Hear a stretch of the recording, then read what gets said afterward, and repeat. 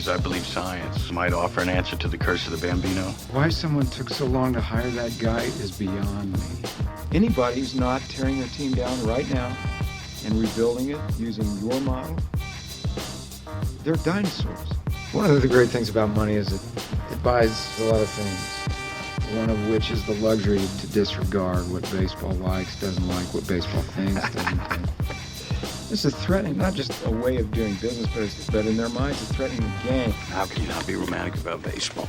All right, welcome to the first episode of the Baseball Ops by TopV. Yes, we have a podcast. It's official. It's official. It's hosted by none other than the president of TopV, Baseball Ops for TopV, Brent Porcio, and the general manager, Steven Guadani. The CEO. No, you're GM. This is Baseball Ops. What? We got to use specific terms to baseball. Okay, so you're the president of Baseball Ops Operation And you're Top the GM. Velocity, and I'm the I'll take You're that. the GM. So, what is this going to be all about? So, this is going to be about baseball. You know, we're going to talk about the business of baseball. We're going to interview a lot of people, hopefully thousands of people from baseball, the business. You know, those coaches, those organizations, small businesses, maybe big businesses, and try to get some information about how they run their business. What's their mission statement? What's their focus? What's their market? What do they have to offer? Why are they offering this to the market? How do they market? Like, how are they reaching the millennials, or how are they reaching the older generations? Like some of the other coaches, like, is it B2B? Is it Business to consumer. yeah, C to B or B to C? And just really get into this side of it, because I don't think there is a podcast on this or anything out there on this, because I don't think enough coaches share their business with each other. I think there could be a lot to gain from businesses and baseball coming together, kind of dropping their egos and coming together. Absolutely. So, that being said, we do have a great show today. We've got... Right now, we've got a great coach coming up, none other than Jon Huizinga, who's been in this game for a long time as a player and as a coach. And we're just going to get to know him. We're going to get to know about his business. We're going to get to know about AZ Fuel Baseball, and just talk about Zinger. So Steven got to meet Zinger when? A couple of years ago? First time was at the ABCA in Nashville when he flew out to hang out at our booth with us. So what do you think of Zinger? He's a legend for one, and I don't think I was prepared or had an idea of who he was. And then he came out and hung out with us, and he morphed into the pterodactyl one night, and I realized that this was my kind of person. Yes, he has an alter ego when he goes out at night, which typically baseball players do. All baseball players have alter egos.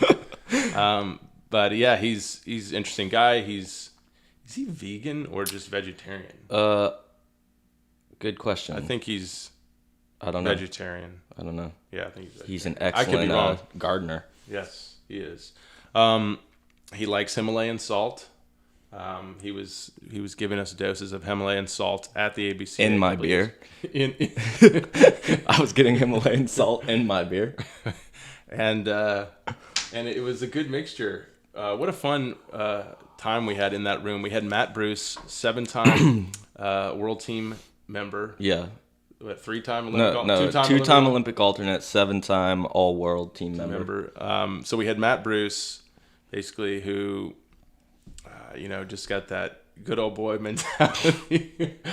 Good old Louisiana boy mentality. And then we had Zinger from the West Coast, Mr. Arizona, Mr. Vegetarian, but has an alter ego, the pterodactyl. Yeah, pretty much. So it was a lot of fun. It was a good mix.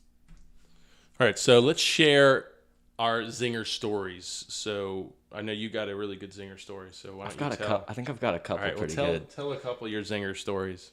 So, first of all, the pterodactyl likes to headbutt. So let's start with that, which I thought was awesome. So, at ABCA, we're out on the town in Nashville, and the pterodactyl has emerged. He's Pokemon Go'd it into he's evolved into the pterodactyl. And I knew this because I was grabbed, hand on both shoulder, and I wore a Zinger headbutt straight to the face. He really headbutt He you. really did. And he was doing it to everybody. Everybody was catching a head. It wasn't like a vicious, like, this is going to knock you out headbutt. It was just like, hey, we're now buddies. Like, gunk. So that was my first, one of my first Zinger stories. But then also we ran into a lot of the guys he played indie ball with, and they kind of started sharing some of their old war stories. And they had this one of this legendary indie ball fight that just erupted. That was awesome. It was up in Canada. Is that where it What did was? they say? It starts with a C. I can't remember, but people everybody enjoys a good baseball fight. It's a good one to definitely look up, because they were kind of giving me the background of it, and apparently there was one of these guys, and you know Calgary. yeah, you know the famous Muhammad Ali fight where the guy took the dive, like the Phantom Punch. Yeah. And he was just like a terrible acting job. Yeah. Well, there's the backstory in the fight of one of the guys as you go through who Phantom punches. The guy completely misses this right hook, and he just goes down like he got hit. And Zinger said that his coach saw it, or I guess, I don't know if they watched the video or something, and they released him the next day. So I thought that was hilarious. That's but yeah, it was I think it was Zinger's cool. been in every great indie ball brawl. I believe it. He He had a story for he every came running team. in. Yeah. Oh my goodness. Yeah. So those were some pretty good Zinger stories for my part. What's your favorite Zinger story? I think I told it with just, I don't know if I told a story, but it was when we were hanging out in the just the dynamics with him and Matt Bruce hanging out in the hotel was pretty fun. Yeah, I mean, I don't know. I don't think I have another great one. Just hearing all of his stories in indie ball, just typical Yeah, of he's minor done a lot. leaguers. Minor leaguers always have great stories. Well, you guys both did. I got to hear a lot of indie ball stories on that trip. I Your told goat my milking goats- story. Yeah, that was a good one. I told my goat milking story on a podcast the other day. It actually turned out pretty good. So if you want to hear that, that's actually on the Trademark podcast. Check out my interview and hear my goat milking story. At the same time, too, Zinger came around first with the 90 Mile an Hour Club. I don't really know exactly his ties. I don't really ask him this in the interview. We've already recorded this interview, but he I think Mr. Riddick, Paul Riddick, actually had used his programs. They'd worked together with the 90 Mile an Hour Club. I'm sure it's evolved many times since then. But he came to me following that after I think he left doing the 90 Mile an Hour Club and was interested to learn about top velocity. So that's really how we met. It was cool. He calls me. I'll never forget the first time he called me. I actually... I'd watched his videos. I think we had all seen his videos on YouTube or on the internet. And I'd watched his videos, and he calls me. He's like, "Hello, Brent. Do you know who this is?" And I'm like, "Yes, this is Zinger." Like, I'd never talked to the guy before. I just knew his voice. And he was not shocked by it. He must have known everybody has seen his videos online. That's awesome. And then we had a good conversation. He's such a good dude. And... yeah, we continue to build relationships. But Zinger, since has played forever in minor league baseball, great story was first drafted by the Brewers, and then at 35, after they'd released him, he had played forever in minor league ball. At 35, I guess he was 35 at the time. They signed him back again, and he came in and pitched the last few months of the year for them. I think, was it last year or 2 years ago? So that was pretty cool. He's just got a great story, and then he's a coach, and he's a coach player, and it's really cool to hear his story. Now, we're not going to get into the story because what we're doing on this show is we're learning about business. So we want to learn, how has he transitioned to a coach? How has he transitioned to that business, and how is he running his business? If you don't know, he runs his business in Arizona and built it around his home, which is really cool. He's got I think he used to call it backyard baseball, or he still does call it backyard baseball because it's in his backyard. But it's pretty cool. So here we go. we're going to head on over to this interview with Zinger and see what you think. All right, we've got none other than, at this point, legendary Jon Huizinga, better known as Zinger, here. And we are going to talk to him today about things that we normally don't talk about. We're going to get into why he became a coach, what inspires him to be a coach today, how he runs the business of coaching, and maintain his source of revenue to be able to do what he loves to do, and just kind of get into the nuts and bolts of all that. So, what's up, Heisinger? What's up, man? What's up? So, Good to see you guys today. I know, man. Same here. We love talking to you. How's Arizona? What's the weather? Oh, it's beautiful. Yeah, absolutely beautiful. Just it's about upper 70s. Not a cloud in the sky. Beautiful day for some baseball. And how's spring training going? I'm coaching up at the junior college right now, so my spring training tends to be I watch games on YouTube at night afterwards, which is actually pretty cool because they have almost all the games on there. Well, awesome. I know I haven't really caught much, unfortunately. It's I'd like to get out there. I was hoping one of my guys would get picked up, but nobody got picked up in Arizona, so I'm not coming. But you never know. I might swing over there. It's always fun. So Yeah, I'd love to be here too. So I know, man. We're definitely going to get together soon. So let's get into the nuts and bolts. So talk about first a little bit of your playing years and obviously what your background is, and then talk about why you became a coach. Basically getting into coaching started when I was playing at Michigan State. We did some camps, and then I had a coach who I helped in the off season. His name was Joe Fletcher, and you're familiar with Fletch. Yep. And he basically just used me as like an assistant.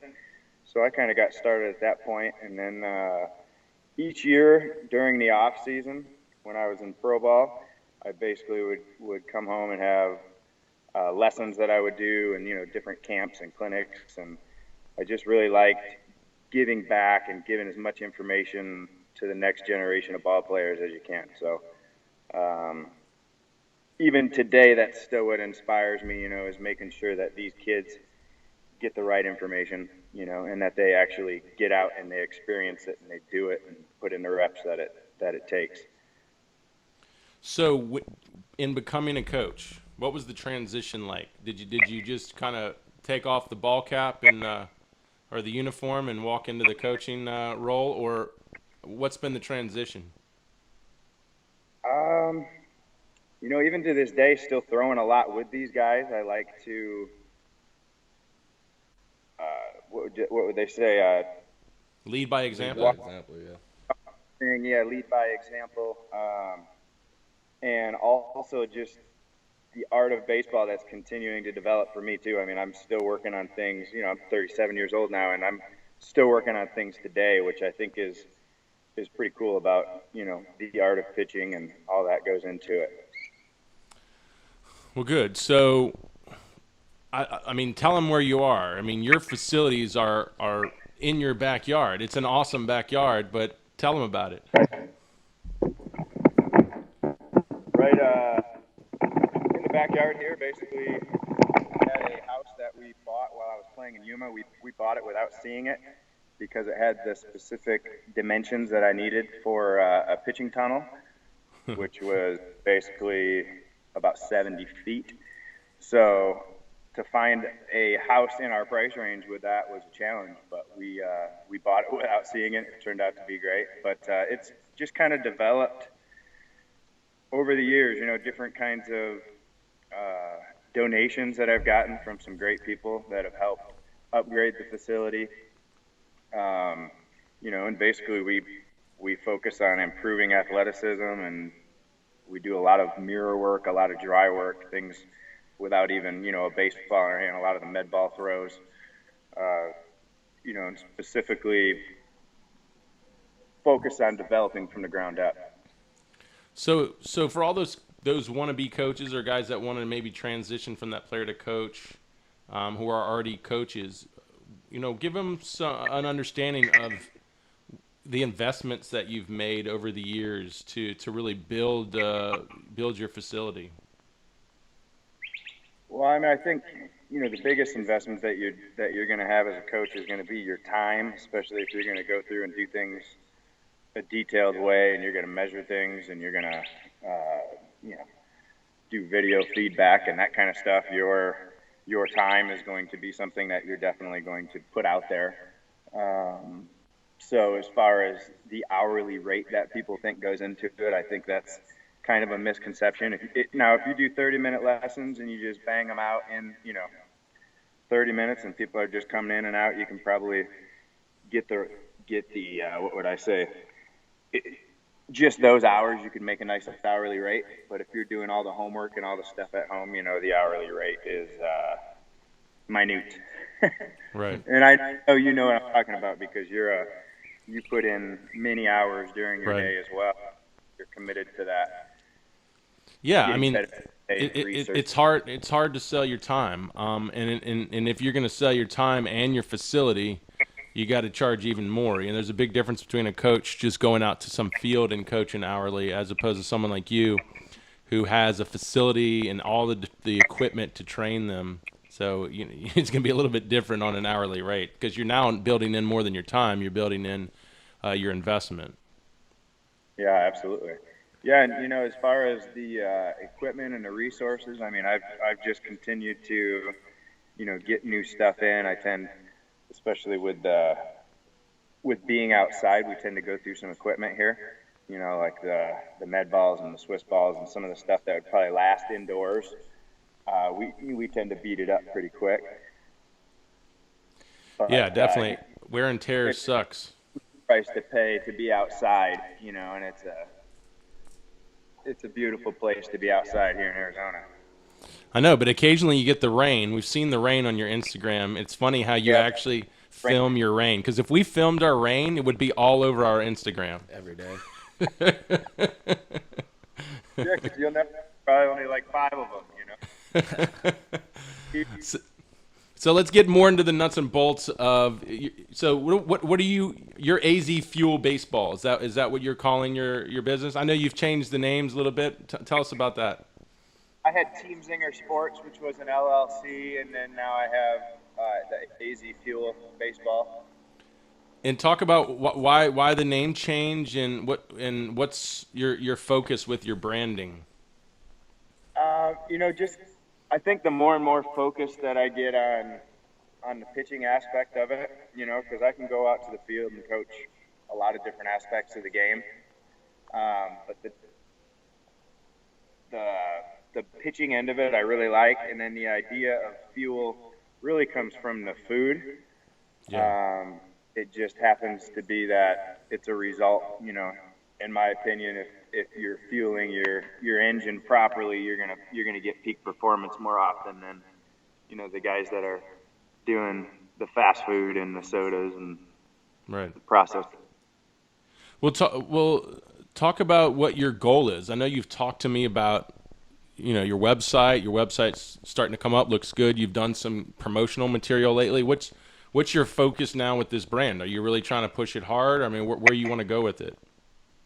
Yeah, I would really like to focus it, especially for the summer camps here. I really want to get the guys in here putting into work, especially I've got a solid core group of high school and some college and even some pro guys that now can help basically share, with these guys, which also teaches them at the same time. I really would like to, and this is part of the reason for the name change as well, is that I wanted to make it beyond myself. I want to start to get some other coaches that are involved, coaches that can, maybe come in, and some would call it maybe like an internship, but something where they can come in and learn and then go out and do the same kind of stuff. So that'd be great. I'd say that would probably be the future for it there, and then I think eventually it would be some kind of a ranch style where guys could come in and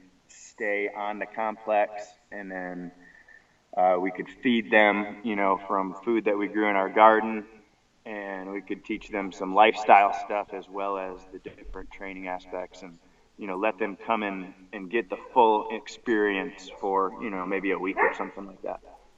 And your family's on board with that? Hey, my wife's pretty dang cool. She's basically just supported me for whatever I want to do. So That's huge. Well, that's great. Well, I think that'd be an amazing model. I mean, you think your facilities can hold that currently? Is that something you're going to build at where you are?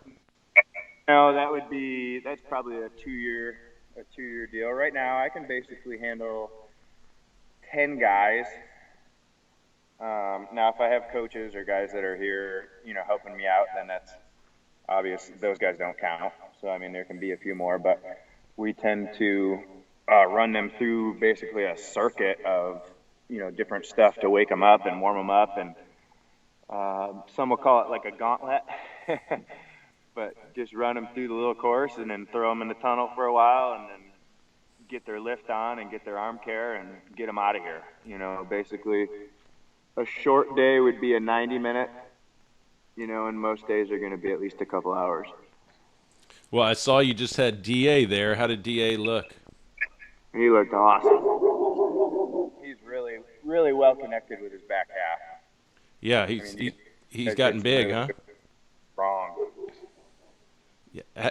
Did you see him when he was over 240? Was that the first time you saw him at 240? We played catch maybe 3 weeks ago. Oh, so you had seen him, yeah. Yeah, so I had seen him, and he looked good there too. So Cool. Well, a little bit more. I'm curious. Like, tell me, what are you running? You're running, obviously, your hourly sessions, it sounds like. Are you doing clinics and camps? What else? Or how do you lay it all out? I'll usually start guys with an assessment. They'll come in for an hour-ish, and I'll take them through. Basically, the first thing they do is they jump rope. I watch them jump rope. I have just a little circuit that I have them go through. Measure some different stuff, some height, some weight, some the vertical, the broad. Hey, I think I got some guys here to work out right now, which is all right. All right, well, give me 5 more minutes. I'll finish it up. Because that's the noise in the background. But we basically run them through that assessment style. I like to get the radar gun on them. I like to videotape them. And then basically set them up for either private lessons, or if they're ready for it, I like to throw them into the groups, because I think the group atmosphere is a lot more baseball. It's these, especially I used to do a lot of one-on-one lessons, and the kids tended to depend on me a lot more for the feedback. Whereas if you put them in a group, they tend to actually experiment a little more or do some more, they'll do reps before they ask questions a little bit more. And I'll still break them down and talk to each one of them individually while we're there. But I like to get them in that atmosphere like they're part of a pitching staff. Yeah, that's cool. And also they compete a lot. We get them in the pitching tunnel. We'll usually set a timer for 2 minutes, and then we'll pick out a pitch and we'll pick out a spot, and we compete for, because obviously all the work that we put in has to go away when we're on the mound and it's compete time. Now it's time to see the pitch, do the pitch. It's not, all the work's already been done. So it's just compete time. Do you run any clinics or camps? In the summer, I tend to run more of them. I may do spring break camp coming up. I've had some people asking me, and spring break's coming up the next couple weeks here. Basically, I would just open up the same trainings that I'm doing. I would just open my hours up. So how are you finding your people? What's your marketing strategy so people can know about AZ Fuel? I would say word of mouth is my biggest feeder for here. Guys that will come in and, either recommend, whether they're a pro guy, a college guy, or a high school guy, and they go out and, do their thing, and then they just basically let people know what we do here. But I am on the Facebook, I'm on the Twitter, I'm on the Instagram. I tend to just stay as much of a positive influence on social media as I can, just especially because if you can and I stay away from watching it, but there's a bunch of junk you can get caught up with on there, so I tend to just try to be a positive voice and send some good stuff out. And, some baseball love. So, Yeah, and stay away from Top Velocity because they troll a lot on social media, I heard. Well, so, I mean, what do you think works as far as marketing outside of just referrals? Like, what do you think, what have you had success with as far as getting the brand, getting you out there on say, social marketing? Do you have any good strategies? Or are you still learning or what?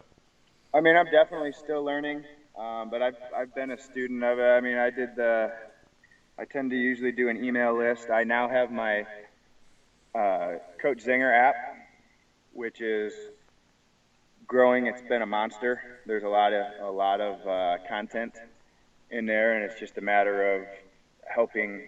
I have a guy that's helping me kind of sort it. So there's a lot of content and just getting it focused. But that basically would be, I also use it here. Like they'll have different games or different tests, or I have different logs that are on there so they can go through and, hey, I'm going to do my dry work. This is what I'm going to be eating today. Just different stuff that they can log. Well, cool. So as far as are you social marketing? I mean, is your marketing that app right now, or is that app just some for your guys that are coming to train with you? I'm starting to market it, so I mean, I think that's gonna be part of the marketing strategy as well, just to market what we're doing over here as well. And then also, I'd like to do a little bit more stuff online because I have a lot of hours during the day where my kids are off at school, and if I don't have my pro guys in the morning, then I tend to have my mornings off. And then I go to the college, and then I coach at night.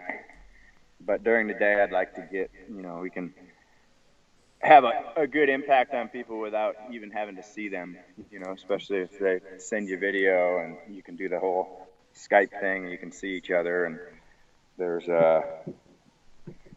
I think there's a market for that as well.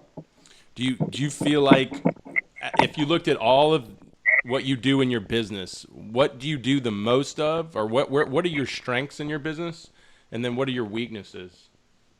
I would say weaknesses would be sometimes keeping track of everything that's going on. It tends to be I will have some guys that are taking advantage of the system, if you will.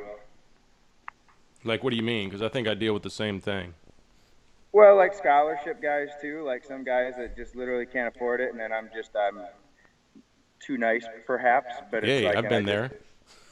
I'm like, are we all the same? You and I are the same. I do the same thing. We are. That's why we've been connected. Yeah, we got that same heart for it. But it's like, and then there's a certain part of me too that's just like, hey, that's my part of my generous donation to the planet. Yeah. No, yeah. DA used to give me the hardest time because a lot of my guys who train here after come to the camp, I don't charge them. And you're right. You get some of them just take advantage of it. Some of them sit on it. And then sometimes you got to ask them to leave. But yeah, I mean, do you find that effective? I mean, are we doing a service or a disservice to our business and to the kids? Have to be because there can be a certain separation, that's where I think it's nice to have a team of people where it's like you have somebody that takes care of that action. Right. And then, especially for me, the more I can focus on coaching, the better I am at coaching. Exactly. So you're unfortunately we're wearing more than just the coaching hat, right? Yeah, I think sometimes we just wear it, and it's like, hey, whatever. But yeah, exactly. I definitely think that's a weakness. That's something that can get better. I would say strengths would just be, just taking care of the guys that come here, making sure that, checking up on them and the feedback and the follow-up and all the stuff that, once again, goes beyond the hours that you're getting paid for. But, checking up on them after they throw or, doing the homework in between, watching their videos, even when they're not there, that kind of stuff. Do you feel like you've got your business at a good level to where you're obviously are having success or do you feel like you're always trying to push to continue to stay afloat or to grow? I mean, and what do you credit to that if that's the case? Like, what's created your success, or what's been the challenges? Well, I'd say it's pretty even right now, and that's been the issue with the upgrade is the fact that you can't make enough money. There's not enough money compared to like, a regular job. Right. So there's either got to be more charge or different ways that you make the money through, either if you have certain products that you slang, you got your Right. King of the Hill, your programs or your affiliate kind of things. Right. Or you just have to charge more, Right. And I mean, do you find your I'm doing the fundraiser right now just because there's enough people that have came through here that I think would like to support and keep it going on, So I think it's maybe one other way to kind of bring funds into a smaller business.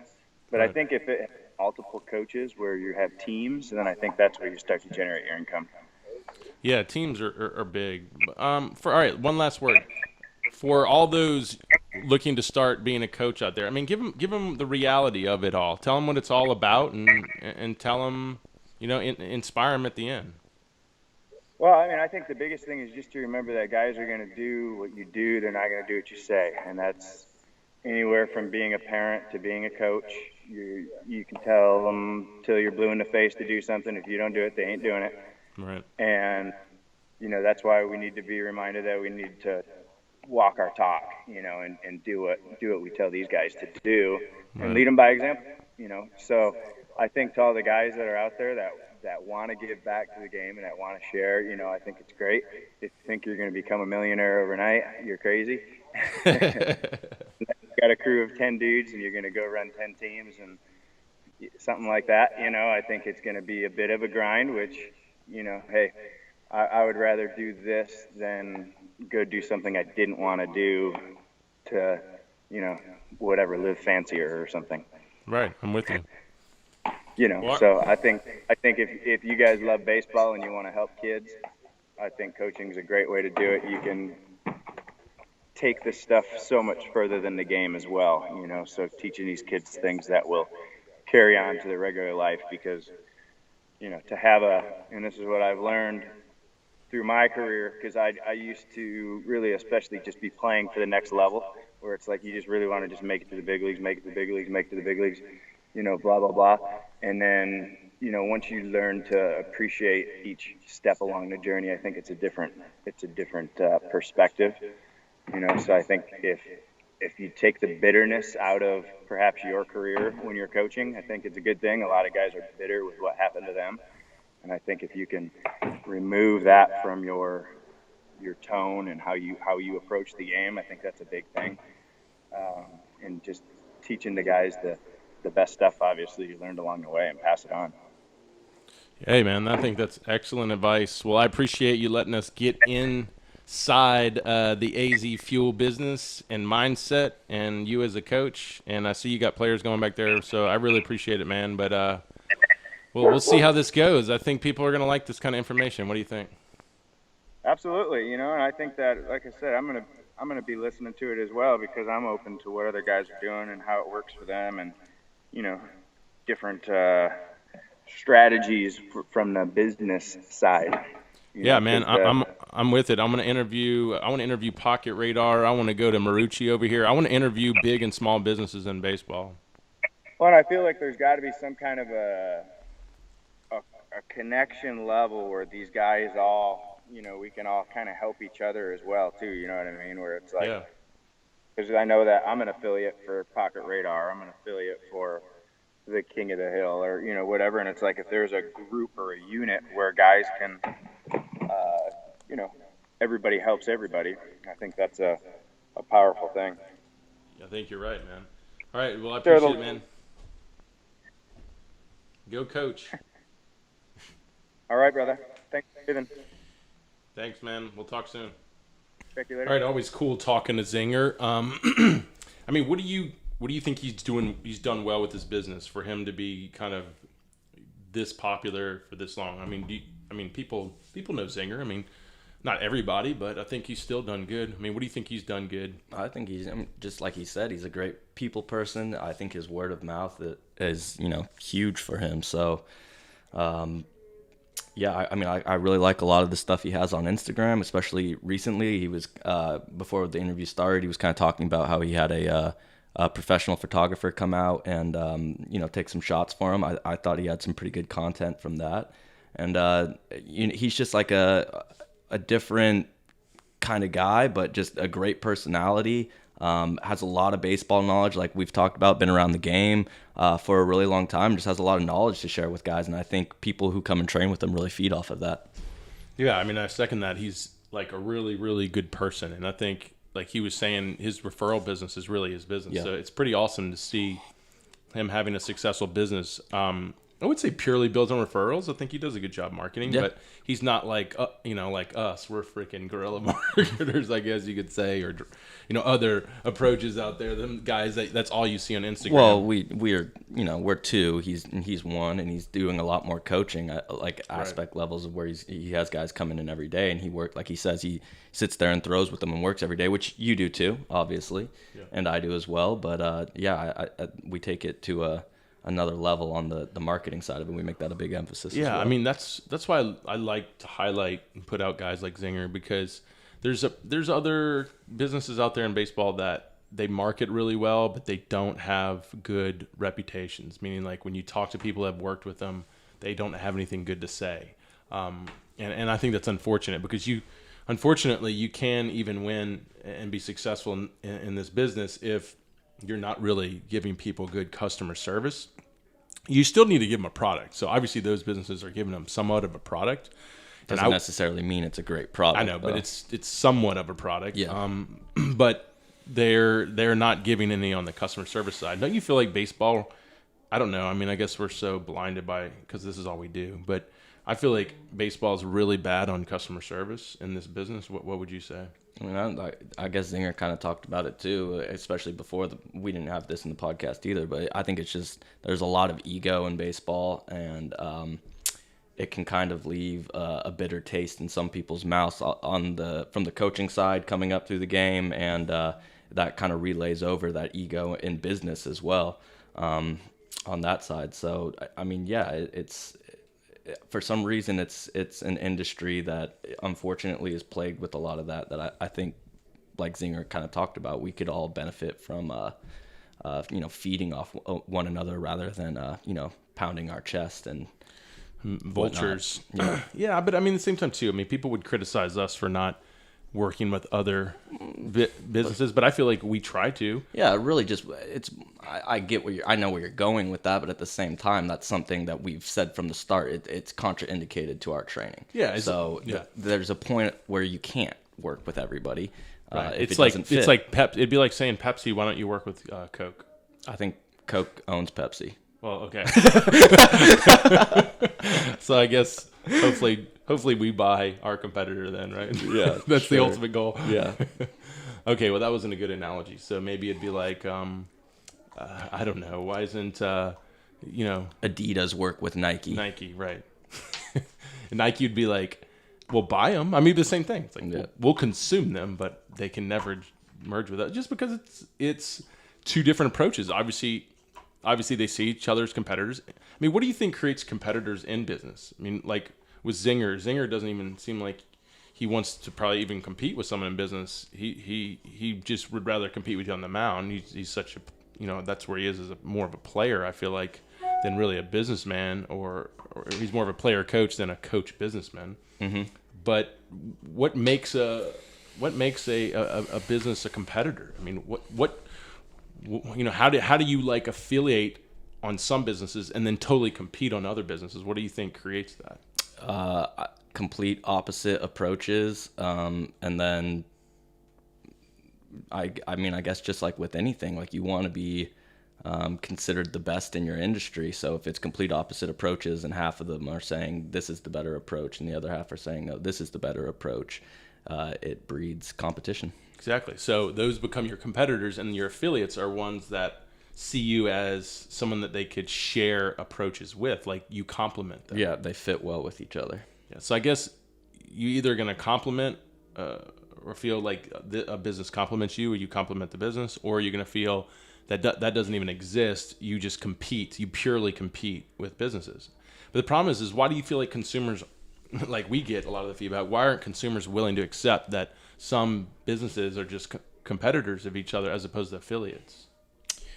I don't know. I would say like people just, especially in baseball, there's a big group that wants the a very like kumbaya approach where everybody should just throw everything together, and I think that's kind of just a lack of knowledge just on training, like how you can't be mixing approaches that are going to compromise each other or lead to more injury, which I think is, one of the, in our experience, is one of the big things that, people want us to blend together with different approaches. And we're going, no, we think that leads to more injury. It doesn't blend with our approach.